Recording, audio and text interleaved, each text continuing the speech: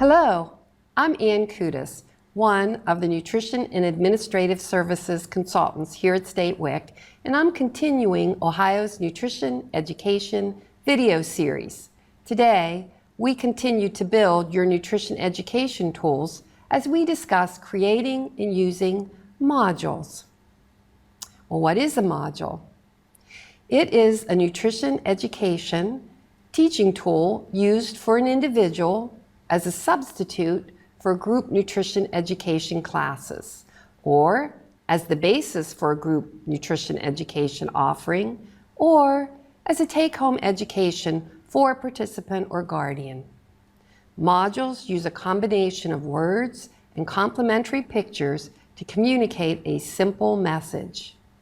When a module is provided to a participant or guardian, think of the modules as a class of one family or one participant attending a class. What are the advantages of using modules?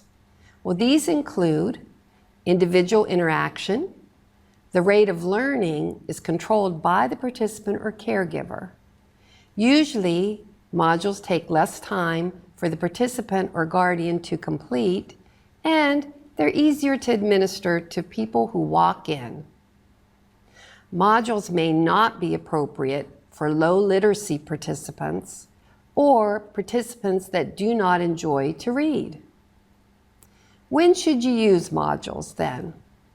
For your low-risk participants who enjoy individual education offered at their own pace, or for low-risk WIC participants and working WIC guardians who do not want to attend a group class or use any of the other methods of education.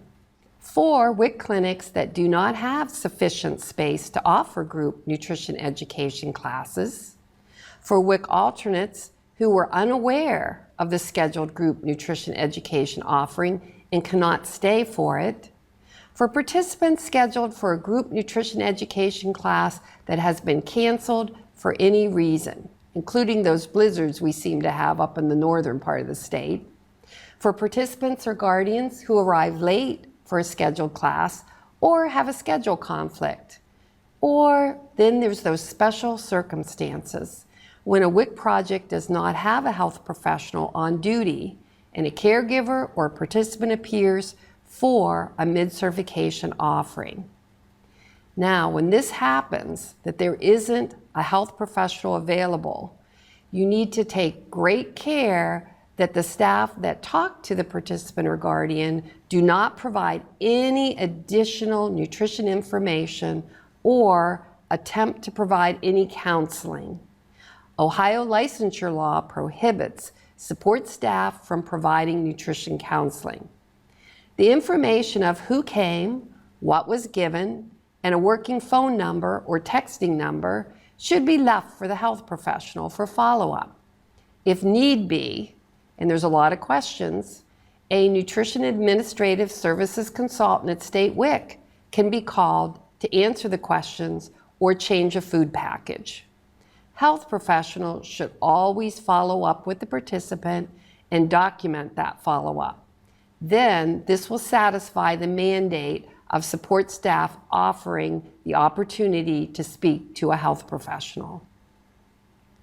Modules cannot be used for high-risk participant follow-up. Those are always individual appointments. How do you use modules, or what process do you use? Well, any staff can hand out and score modules unless the answers to the module are not objective. In other words, if they're true, false, multiple choice answers, then those types of modules can be scored by support staff. Otherwise, the scoring has to be done by a health professional.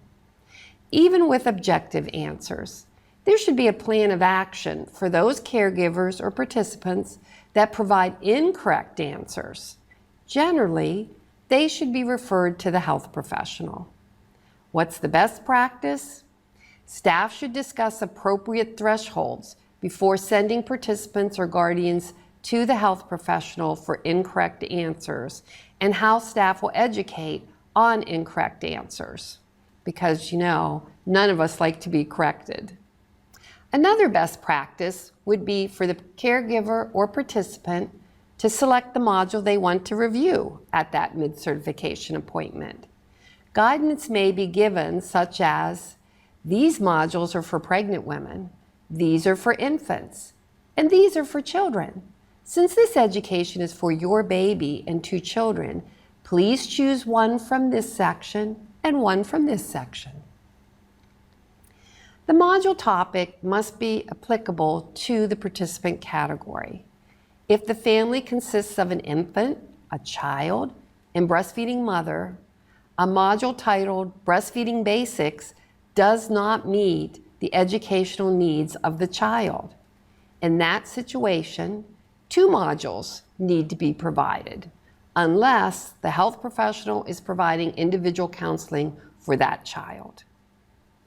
Make sure the caregiver has a comfortable place to read and complete the module and a pen for completing any questions. Regardless, if all the answers are correct, the caregiver or participant must be asked if they want to speak with the health professional, or this question must be located on the module with a yes or no response to indicate that it's been asked.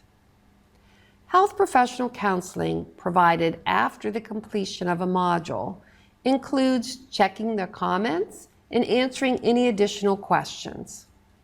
Health professionals must document any pertinent conversation that was unrelated to the module topic, such as the participant asking for picky eater tips when the module they viewed was called whole grains. Best practice is always to document any extra conversations that you have with the participant or guardian. How about some tips for using those modules? The following tips can help to make the participants and guardians comfortable and non-distracted while they're completing the modules at your WIC clinic. Make the atmosphere and workspace as comfortable as possible with minimum distractions. If clinic space allows, provide a designated area with seating away from the high traffic areas of your clinic. Provide a table or a clipboard so that completing the module is easily accomplished. Be sure that pencils or pens are readily accessible. Make sure your modules are clean and free of any stray marks or tears or folds, and in the proper sequence if the modules are reusable or in some type of booklet format. If appropriate, allow the participant or guardian to select the module topic. Be prepared for children or other tag-alongs who are not involved in the learning activity. While the participant or guardian is completing the module, children can color or put stickers on sheets of paper to take home. Provide clear instructions on what the participant or guardian is to do. Read the module and complete the questions and activities. How the questions are going to be reviewed, and when benefits will be issued. Review incorrect answers in a very respectful manner. How about what we do as far as record keeping? Well, each participant needs documentation that a mid-cert appointment was provided. Record the title of the module and the date it was completed in the participant's chart or on a nutrition education sign-in sheet. This ensures that the information is kept for the required amount of time. Additionally, you need to file all the modules, the sample lesson plans that belong to those modules, and the individual module formats with your nutrition education plan or other class outlines. These will be reviewed when your project receives their management evaluation. The best practice would be to review and change which modules are used every year to keep the nutrition education fresh and ensure that modules are updated as needed. State WIC developed modules are a series of modules that were originally provided on a disk. All of these modules are now available on SharePoint. State WIC and members of the Nutrition and Breastfeeding Advisory Committee are in the process of updating all of the modules. New and revised modules have been sent out with all project letters, or APLs, and will also be placed on the share drive.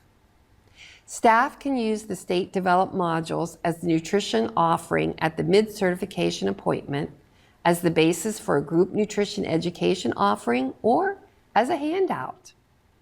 The files on SharePoint meet all the requirements. Each module with the corresponding sample lesson plan and individual module format are provided, and a Spanish version is also accessible. SharePoint also contains some metabolic modules to use with participants that are diagnosed with PKU or other metabolic disorders. These modules will also be updated in the future. What about if you wanted to develop your own modules? Well, when developing modules, you need to follow the same process used in developing group nutrition education classes. Modules can be developed by nutrition associates, dietetic technicians, nurses, or non-health professionals, but they must be approved then and signed by a licensed nurse or a dietitian. Like a class, a module must contain a lesson plan format and contain these items. An objective or a message. What should that participant or guardian know after they've read the module?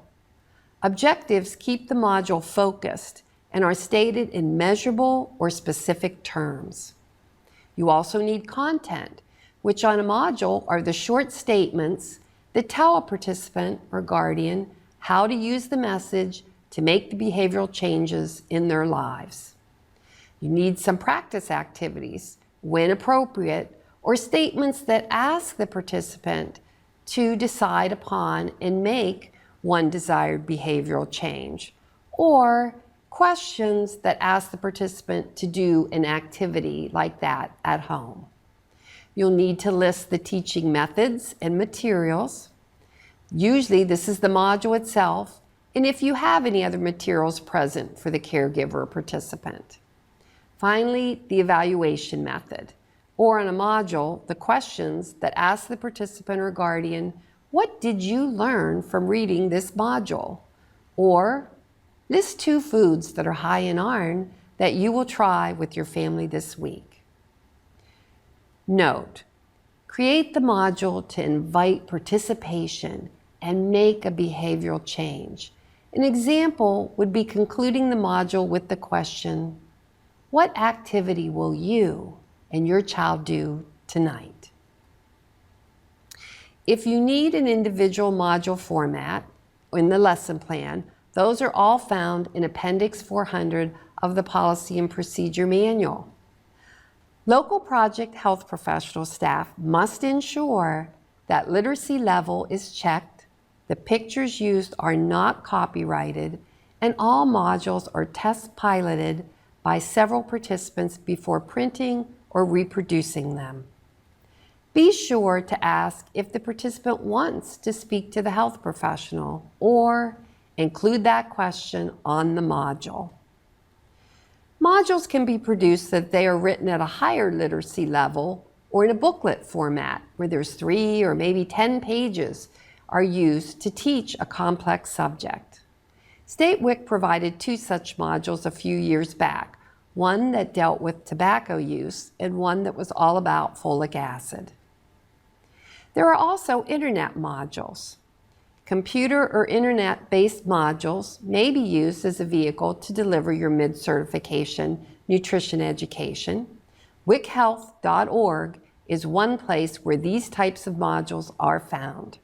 There are already 2 videos on our channel that describe WIChealth.org. Be sure to watch those. Individual module format and lesson plan documents are not required for the use of the WIChealth.org program modules. Some other state WIC programs also have modules that they list on their web pages. Individual module formats and lesson plans are required if any other internet-based modules are used. So So remember that. If it's from anywhere but wichealth.org, you need those forms. Additional procedures specific for using internet-based modules would include: provide the parent or guardian with the website information and the instructions so they can get to them. Use any of the following resources found in Appendix 400 to market wichealth.org. There's the wichealth.org stickers that you can put on their materials, or the wichealth.org client flyers that come in both English and Spanish. Remind the participant or caregiver to complete the evaluation at the end of the module. If you need instructions on how to access wichealth.org lessons that were completed by your participants, please make sure you view the wichealth.org tool video that's also on this channel. It's the very first topic that we cover. Regardless of using the computer or internet-based modules, at the benefit pickup appointment, support staff must ask, would you like to speak with a health professional? Health professionals may choose to review the module topic with the parent or guardian and answer any additional questions that they may have. And again, health professionals must document any pertinent conversation that was unrelated to the module topic, such as the participant asking picky eater tips when the module topic viewed was whole grains. Of course, the best practice is always to document any of your conversations with participants or guardians. Internet module certificates of attendance can be used to satisfy record requirements as long as the title of the module, the name of the participant or participants, and date are located on the certificate. WIC staff can write on the certificate any missing information and either file that certificate in the participant's chart or in a central place. If you have any questions about modules, please call your Nutrition Administrative Services consultant. Let's offer our participants multiple ways to receive their education as we continue to build our nutrition tools and stay healthy, Ohio.